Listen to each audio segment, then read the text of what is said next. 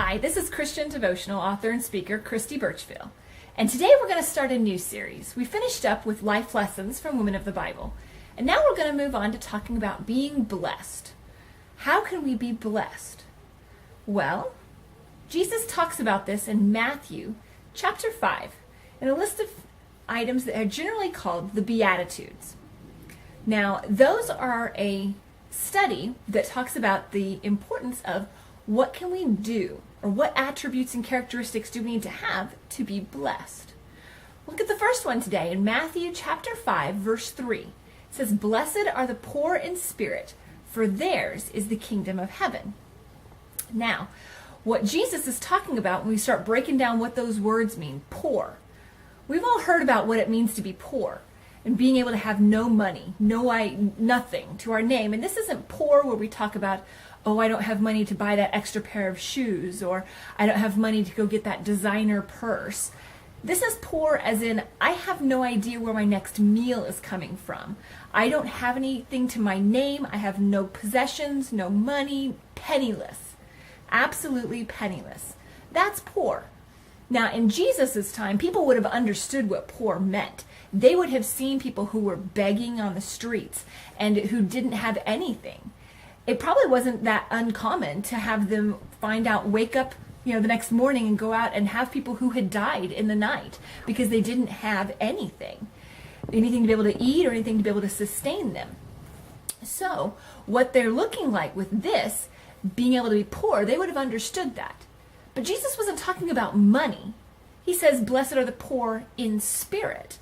Well, spirit has to do with our attitude, our characteristics, what makes us who we are, our dreams, our ambitions. If we're poor in spirit, then that means that we are looking at this from a standpoint of how can we be who we should be? What drives us? What are we doing to be able to be a part of that? Now, being blessed or being poor in spirit doesn't mean being lazy. If you're lazy, you're actually very, very selfish, because that means you put your personal pleasure ahead of any of the tasks or responsibilities that need to get done. That's what it means to be poor in spirit. Now, Jesus says there's a reward for the people who are poor in spirit. Remember, they're blessed. Well, what is their reward? It says they will receive the kingdom of heaven. That is what's so exciting, to be able to do that. And so as the people are being able to get poor in spirit, they will receive the kingdom of heaven. What a great and amazing gift to be able to be given that. Now, the people who get that talks about being able to trade their own personal ambitions, their personal drive, for that which is eternal. Being able to trade their own desires for God's desires. Those are the true rewards with that.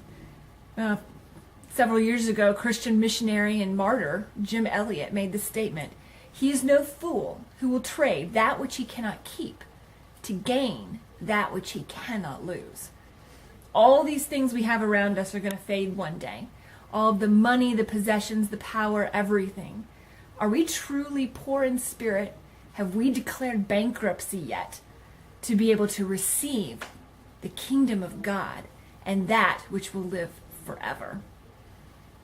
I hope that you have, and I hope that you'll join me next week as we continue our journey through the Beatitudes, looking at what it means to be blessed. Thank you so much, and remember, we need to continue to live in the world and live out the word. Thanks.